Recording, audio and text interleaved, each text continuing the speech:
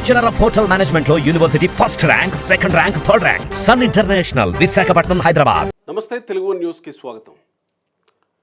ఒక 2 రోజుల కిందట వైసీపీ అధ్యక్షుడు జగన్మోహన్ రెడ్డి ఢిల్లీలో ఆంధ్రప్రదేశ్లో రాష్ట్రపతి పాలన పెట్టాలి, శాంతి భద్రతలు అదుపు తప్పాయి అని చెప్పి అక్కడ ఉన్నటువంటి జాతీయ పార్టీలు లేదా ప్రాంతీయ పార్టీల నేతల్ని ఆ వేదిక మీదకు తీసుకొచ్చి ఆంధ్రప్రదేశ్లో ఏం జరుగుతుందో చూపించి వాళ్ళతోటి ఖండించి ఆంధ్రప్రదేశ్లో పరిస్థితులు సక్రమంగా ఉండాలి అని చెప్పించే ప్రయత్నం చేశారు. ఈ నేపథ్యంలో అక్కడికి వచ్చినటువంటి కీలక నేతల్లో ఒకరు అఖిలేష్ యాదవ్. అఖిలేష్ యాదవ్ ఎందుకు వచ్చారు? అఖిలేష్ యాదవ్ అసలు జగన్మోహన్ రెడ్డికి అఖిలేష్ యాదవ్కి సంబంధం ఏంటి? ఎందుకు రావాల్సి వచ్చింది ఈయన అని చాలా చర్చ జరిగింది. అఖిలేష్ యాదవ్ ఎందుకు వచ్చారో కూడా ఇప్పటికీ చర్చ జరుగుతూనే ఉంది. నేరుగా సీన్ టు సీన్ ఢిల్లీలో ఏం జరిగింది, అఖిలేష్ యాదవ్ ఎందుకు వచ్చారు, ఏం చెప్పారు, తర్వాత అఖిలేష్ యాదవ్ని కలిసినప్పుడు అఖిలేష్ యాదవ్ జడ్జి రామకృష్ణ గారికి ఏం చెప్పారు. ఇదిగోండి, ఈయన జడ్జి రామకృష్ణ గారు, ఎదురుగా ఉన్నది అఖిలేష్ యాదవ్. అఖిలేష్ యాదవ్ వెళుతుండగా జడ్జి రామకృష్ణ గారు అఖిలేష్ యాదవ్ని కలిశారు. అఖిలేష్ యాదవ్ని కలిసి జడ్జి గారు ఏం చెప్పారు, ఆయనేమన్నారు, నేరుగా రామకృష్ణ గారిని ఇన్వైట్ చేశాం మనం ఈరోజు. ఆయన మాటల్లోనే తెలుసుకునే ప్రయత్నం చేద్దాం. నమస్కారం జడ్జి గారు. నమస్కారం రామకృష్ణ గారి, అసలు ఢిల్లీలో ఈ సీన్కి ముందు అఖిలేష్ యాదవ్ నేరుగా స్టేజ్ మీదకి వెళ్ళాడు. అఖిలేష్ యాదవ్ ఏం చెప్పాడు అసలు అక్కడ? గోపి గారు గత 24వ తారీఖున మన పులివెందుల ఎమ్మెల్యే జగన్మోహన్ రెడ్డి గారు ఢిల్లీ జంతర్ మంతర్లో ఒక కార్యక్రమాన్ని చేపట్టాడు.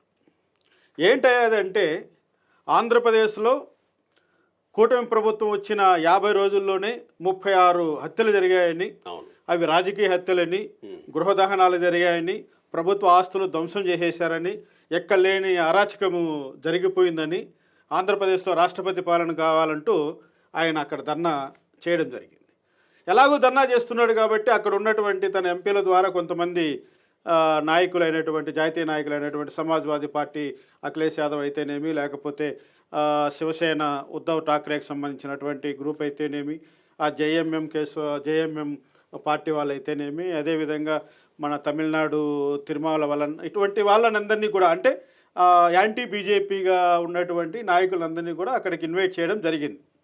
అసలు వాళ్ళకి ఏం చెప్పారో, ఎలా తీసుకొచ్చారో, ఆ ధర్నా కార్యక్రమానికి అయితే తీసుకొచ్చారో, ఆ ధర్నాలు అయితే ముఖ్యంగా గమనించవలసింది ఒకటి ఉంది. ధర్నా చేస్తున్నప్పుడు ఒక్క బాధిత కుటుంబానికి సంబంధించినటువంటి సభ్యుడు కూడా అక్కడ లేడు. ఆయన 36 హత్యలు జరిగాయని చెప్తున్నటువంటి జగన్మోహన్ రెడ్డి ఆ 36 కుటుంబాల నుంచి కనీసం ఒక్కరిని కూడా అక్కడ తీసుకొచ్చి అక్కడ కూర్చోబెట్టి, అయ్యా మా కుటుంబంలో ఒకరిని హత్య చేశారు, వాళ్ళు పలానా తెలుగుదేశం వాళ్ళే చేశారు, పలానా జనసేన వాళ్ళే చేశారు అంటూ చెప్పించవలసినటువంటి జగన్మోహన్ రెడ్డి కేవలం తన గంజాయి బ్యాచ్ను మాత్రము పక్కన కూర్చోబెట్టుకొని ఆయన ఈ ధర్నా కార్యక్రమాన్ని చేశాడు. మేము దీన్ని వ్యతిరేకించడం అంటే, మేము మదన్ మోహన్ అనే ఒక విజయసాయి రెడ్డి యొక్క బాధితుని తీసుకొని మేము ఢిల్లీలో జగన్మోహన్ రెడ్డి యొక్క కార్యక్రమాన్ని మేము కూడా అతనికి ఇవ్వాలి రిప్రజెంటేషను, మేము కూడా బాధితులమే, దానికి కారణం ఇన్ని వైఎస్ఆర్సీపీలో ఉన్నటువంటి లీడర్లని చెప్పడం కోసం మేము వెళ్ళాము అక్కడికి. అక్కడ ఏం జరిగింది, ఈ జగన్మోహన్ రెడ్డి చేస్తున్నదంతా ఫేక్ డ్రామా అని అది తెలియకుండా కొంతమంది నాయకులు వచ్చారు. వాళ్ళలో ముఖ్యులు అఖిలేష్ యాదవ్ గారు. ఏం మాట్లాడారు అఖిలేష్ యాదవ్ గారు? అక్కడ ఒక నిమిషం ఉన్నారండి, ఎక్కువ కూడా లేడు ఆయన. అక్కడ ఉండేసి ఏం చెప్పాడంటే, ప్రతిపక్షంలో ఉన్నటువంటి ప్రతిపక్ష పార్టీ వాళ్ళని ప్రభుత్వంలో ఉన్నటువంటి వాళ్ళు వేధించడము ప్రజాస్వామ్యానికి విఘాతమని మాత్రం మాట్లాడాడు. అంటే అది కేవలము కూటమి ప్రభుత్వం ఇన్ని చేసింది, ఇది మేము ఖండిస్తున్నామనే ధోరణిలో ఆయన మాట్లాడలేదు. ఎవరైనా అధికారంలోకి వచ్చిన తర్వాత ప్రతిపక్ష పార్టీల వాళ్ళను వేధించడము, ఈ విధంగా భయభ్రాంతులు గురి చేయడము, ఈ విధంగా దాడులు చేయడం అనేది ప్రజాస్వామ్యానికి విఘాతం అన్నాడు. అది జగన్మోహన్ రెడ్డి గారు వర్తిస్తుంది. అందుకే జగన్మోహన్ రెడ్డికి చెంప చెల్లం అనిపించినట్లుగా ఆయన ఫీల్ అయిపోయాడు. అంటే తన అధికారంలో ఉన్నప్పుడు తను చేసినటువంటి అకృత్యాలన్నీ కూడా ఆయన గుర్తొచ్చినట్లుగా ఉంది జగన్మోహన్ రెడ్డి. తర్వాత ఆయన మా మధ్యలోనే అఖిలేష్ యాదవ్ గారు అక్కడ నుంచి కార్యక్రమం నుంచి బయట వెళ్ళిపోయారు. మీరు ఆ ధర్నా కార్యక్రమం పక్కనే మీరు కూడా మేము అక్కడే ప్రొటెస్ట్ చేస్తూ అక్కడే ఉన్నాం కాబట్టి నేను అఖిలేష్ గారిని కలవడం జరిగింది. ఓకే. ఆయన అక్కడ అందరూ కూడా ఆయన సెండాప్ ఇవ్వడానికి వచ్చారు. వాళ్ళందరూ వైసీపీ వాళ్ళు, మిథున్ రెడ్డి కాడ నుంచి లేకపోతే అవినాష్ రెడ్డి, విజయసాయి రెడ్డి వీళ్ళందరూ ఉన్నారు. అంబటి రాంబాబు వీళ్ళందరూ కూడా ఆయన కారు దగ్గర ఆయన్ను సాగనంపడానికి వచ్చారు. ఆ టైంలో నేను కూడా అక్కడికి వెళ్ళాను. వాళ్ళు అబ్జెక్ట్ చేసే ప్రయత్నం నన్ను ఆయన అయితే నా చేయి పట్టుకొని వెనక్కి లాగేస్తాడు. ఎవరు? అంబటి రాంబాబు. వాళ్ళ ముగ్గురు నన్ను రౌండప్ చేసినప్పుడు అక్కడ నా జోబులో ఉన్న నా సెల్ ఫోన్ కూడా అక్కడ పోగొట్టుకోవడం జరిగింది. అంటే వీళ్ళ ముగ్గురులో ఎవరెవరు? అంబటి రాంబాబు, ఆయన సిఏ నాగార్జున రెడ్డి, ఇంకొతను నన్ను రౌండప్ చేసినప్పుడు ఆ సమయంలో నా సెల్ ఫోన్ కూడా అక్కడ మిస్ అయిపోయింది. నేను దాని మీద పోలీస్ స్టేషన్లో కంప్లైంట్ కూడా ఇచ్చాను, ఢిల్లీ పోలీస్ స్టేషన్లో.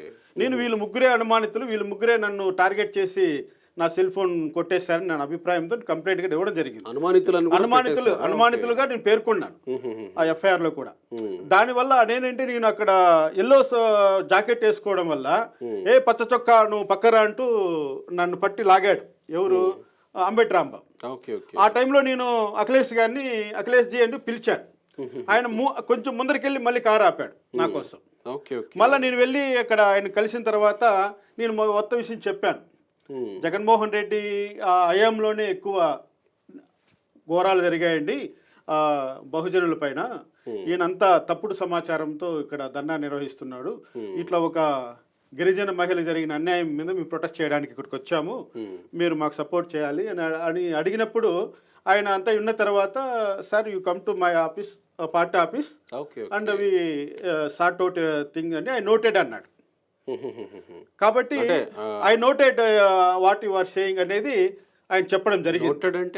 నోటెడ్ అంటే మీరు చెప్పింది నేను గ్రహించాను అని దాని అర్థం అన్నమాట. ఐ నోటెడ్ సార్ అన్నాడు. కాబట్టి ఈ విధంగా అఖిలేష్ గారితో మేము అక్కడ ఇంటరాక్ట్ కావడం జరిగింది. గోపి గారు తర్వాత ఏమన్నా వెళ్ళారా అఖిలేష్ యాదవ్ని కలవడానికి? మళ్ళీ మరుసటి రోజు వెళ్ళడము, రిప్రజెంటేషన్ ఇవ్వడం జరిగింది. దాని మీద వాళ్ళు ఎలా రియాక్ట్ అవుతారు అంటే ఈ గత 5 సంవత్సరాలుగా జగన్మోహన్ రెడ్డి చేసినటువంటి అరాచకాలు ఏమన్నా ఆయన వచ్చినందుకు ఏమన్నా రిగ్రెట్ ఫీల్ అయ్యాడా ఏంటి? తర్వాత వాళ్ళ పార్టీ అంతా ఆ విధంగా భావించింది. అంటే జగన్మోహన్ రెడ్డి మనకు ఇచ్చిన సమాచారము ఫేక్ అని.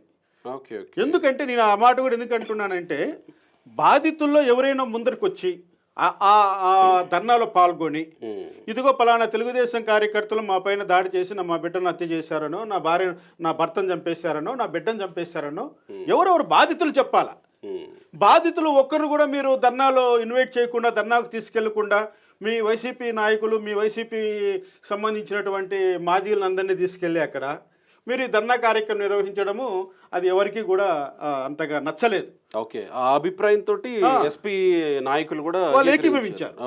ఎందుకంటే మేము ఏం చెప్పాము, ఒక బాధితునైనా ప్రొడ్యూస్ చేయండి, చూపించండి నేషనల్ మీడియా ముందర. ఒక బాధితునైనా మిగతా పార్టీల వాళ్ళ ముందర ప్రవేశపెట్టండి. అది చేయలేదు. 36 మందిని హత్య చేశారనేటువంటి జగన్మోహన్ రెడ్డి కనీసం 36 ఎఫ్ఐఆర్లు ఉన్నాయని కానీ, 36 కంప్లైంట్లు ఫైల్ అయి ఉన్నాయని కానీ, 36 మందికి సంబంధించినటువంటి రక్త బంధువులు, రక్త సంబంధికుల గురించి సమాచారం కానీ ఏమీ ఇవ్వలేకపోయాడు. ఆయన ఏదో నోటుకొచ్చిన సంఖ్య చెప్పేశాడు. కనీసం మీ ఫోన్ పోతే ఢిల్లీలో ఎఫ్ఐఆర్ అయింది కదా. అవును, ఆధారాలు కూడా ఉన్నాయి. ఇప్పుడు నా ఫోన్ పోయిన దానికి నేను ఎఫ్ఐఆర్ లాంచ్ చేశాను, ఎఫ్ఐఆర్ రిజిస్టర్ అయింది. అటువంటిది ఒక మనిషిని హత్య చేసేసాడు అంటే ఎఫ్ఐఆర్ లేకుండా పోతాయా? మరి ఆ లాజిక్ ఎట్లా మిస్ అయ్యాడు జగన్మోహన్ రెడ్డి? జడ్జి గారు ఇంకొక ప్రశ్న ఏంటంటే, మీ ఫోన్ ఎందుకు టార్గెట్ అవుతుంది? ఈ గతంలో కూడా ఒకసారి మీ ఫోన్ పోయిందనే విషయాన్ని గతంలో ఒకసారి మీరు చెప్పారు. మళ్ళీ ఇప్పుడు ఢిల్లీలో కూడా మీ ఫోన్ పోతుంది. మీ ఫోన్ ఎందుకు టార్గెట్ అవుతుంది? మీ ఫోన్లో ఏముంది? గోపి గారు, నా ఫోన్ ఎందుకు పోయిందంటే నాకు అనుమానం అంతా అంబటి రాంబాబు పైన ఉంది.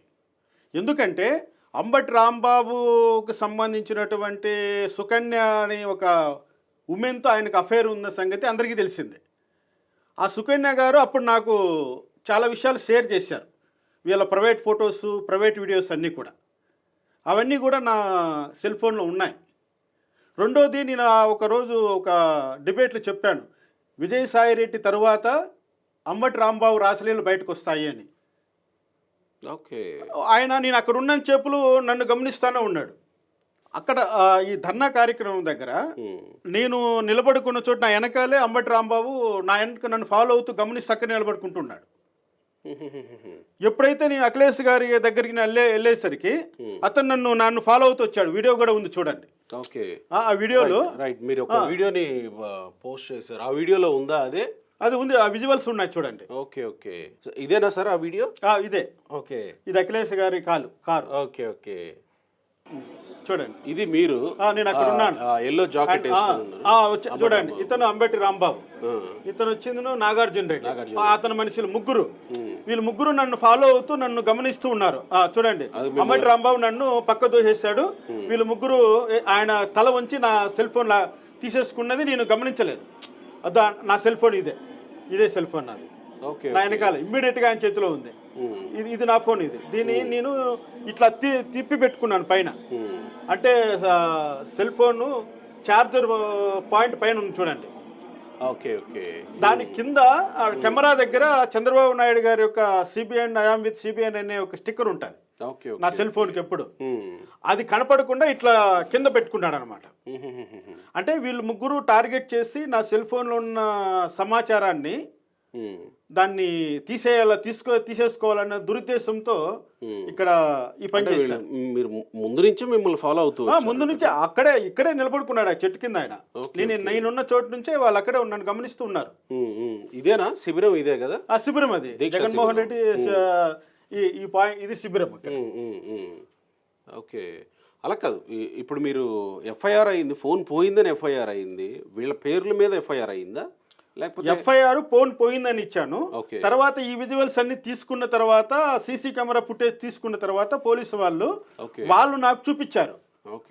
ఇక్కడ ఎవరు వీళ్ళందరూ అంటే అప్పుడు వీళ్ళ ముగ్గురిని వాళ్ళు సస్పెక్ట్ చేశారు పోలీసులు కూడా. డీసీపీ ఎక్కడ పార్లమెంట్ స్ట్రీట్ పోలీస్ స్టేషన్ లో పోలీసు వాళ్ళు వీళ్ళ ముగ్గురిని సస్పెక్ట్ చేశారు. అంటే ఢిల్లీలో ఉన్న లోకల్స్ ఎవరు ఇక్కడ లేరు, ఇక్కడంతా విఐపీలు ఉన్నారు, అంటే మీ తెలుగు వాళ్ళు ఉన్నారు, మా ఢిల్లీ వాళ్ళు ఎవరు కూడా ఇక్కడ లేరు, వాళ్ళ మీద మాకు ఎక్కడ అనుమానం లేదు, మీరు ఈ ముగ్గురే మిమ్మల్ని టార్గెట్ చేశారు అంటూ వాళ్ళు నాకు విజువల్స్ వేసి చూపించారు. అంటే ఇటువైపు నుంచి వచ్చారు, మీ వెనక నుంచి వచ్చారు అంబటి రాంబాబు, నాగార్జున రెడ్డి వీళ్ళ. చూడండి, ఆయన వచ్చాడు. ఆయన ఫస్ట్ ఏమంటాడు, పచ్చ షర్టు నువ్వు పక్కరా అంటూ నన్ను లాగేశాడు. లాగేశాడు. ఆ లోపల ఈయన నన్ను కవర్ చేసేసారు. చూడు, అందరూ కవర్ చేసేసారు. నా సెల్ ఫోన్ పైన జాకెట్ లో ఉంది. ఇదే చూడు, ఇమ్మీడియట్ గా ఆయన చేతిలో నా ఫోన్ ప్రత్యక్షమైంది. అంటే ఈ ఆధారాలను బట్టి పోలీసులు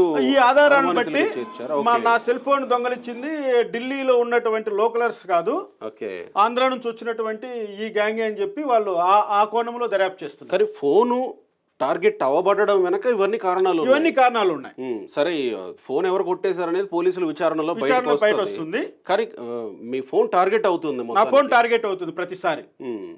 ఎందుకంటే నేను అందులో ఈ వైసీపీ ప్రభుత్వానికి సంబంధించిన వ్యతిరేక సమాచారాన్ని, వాళ్ళు చేసిన అకృత్యాలను ఇవన్నీ కూడా నేను ఎప్పటికప్పుడు దాంట్లో స్టోర్ చేసుకుంటాను కాబట్టి, డిబేట్లు అవన్నీ బయటికి తీస్తుంటాను కాబట్టి, ఇది ఒకప్పుడు ఇంకా లీగల్గా పోలీసులకి ఇవ్వాలన్నా, హైకోర్టుకు కోర్టులో ప్రొడ్యూస్ చేయాలని నేను అన్ని భద్రపరుచుకుంటాను కాబట్టి, నా ఫోన్లో ఉన్న సమాచారం కొట్టేసేస్తే నేను హ్యాండిక్యాప్ అయిపోతాను కదా. ఆ ఉద్దేశంతో వాళ్ళు ఆ విధంగా చేశారు. ఓకే. సో దీని మీద ఫర్దర్గా ఎట్లా వెళ్ళబోతున్నారు మీరు? ఇంకా ఏముంది, ఇంకా పోలీస్ వాళ్ళు మళ్ళీ వాళ్ళు టెక్నికల్గా మేము ట్రేస్ అవుట్ చేస్తాము, మళ్ళీ మీకు సమాచారం ఇస్తాము. తర్వాత మీరు వచ్చి మీకు రికవరీ అయితే చెప్తామని చెప్పారు. వెయిటింగ్ అంతే. అది సో మొత్తానికి అఖిలేష్ యాదవ్ ఎపిసోడ్లో ఇంత జరిగిందనమాట. ఇంత జరిగింది. అంటే నన్ను టార్గెట్ చేయడము వాళ్ళు కావాలని చేశారు, ఇంటెన్షనల్గా చేశారు. సో అఖిలేష్ యాదవ్ ఏం ఫీల్ అయ్యారు అనేది కూడా జనాలకి మనం. అఖిలేష్ యాదవ్ అయితే జగన్మోహన్ రెడ్డి అతన్ని రాంగ్ డైరెక్షన్లో తీసుకెళ్ళినట్లుగా ఆయన ఏకీభవించారు. సో ఇంకో కార్యక్రమం అలాంటిది ఏదైనా చేసి ఇంకా పెట్టాడు. ఇంకా జగన్మోహన్ రెడ్డికి ఢిల్లీలో ఇటువంటి కార్యక్రమాన్ని ఏర్పాటు చేయడం కానీ అంత ధైర్యం చేయడు ఇంకా. ఎందుకంటే ఆయన లూప్ హోల్స్ అన్ని బయటపడిపోయాయి. జగన్మోహన్ రెడ్డి చేసిన ఈ తప్పులన్నీ కూడా తప్పుడు సమాచారాన్ని అందరూ గ్రహించారు. ఇంకా ఆయన ఏదైనా సమాచారం ఇచ్చి ఇట్లా చేద్దామన్నా కూడా ఎవరు సహకరించరు. Right sir. వాళ్ళు ఎందుకంటే వాళ్ళు కూడా ప్రజల మధ్య చులకనైపోతారు. ఇతనితో కలిస్తే వాళ్ళ మీద ఉన్న విశ్వాసం కూడా ప్రజలు కోల్పోతారు.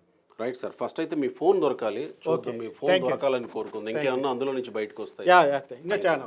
రైట్.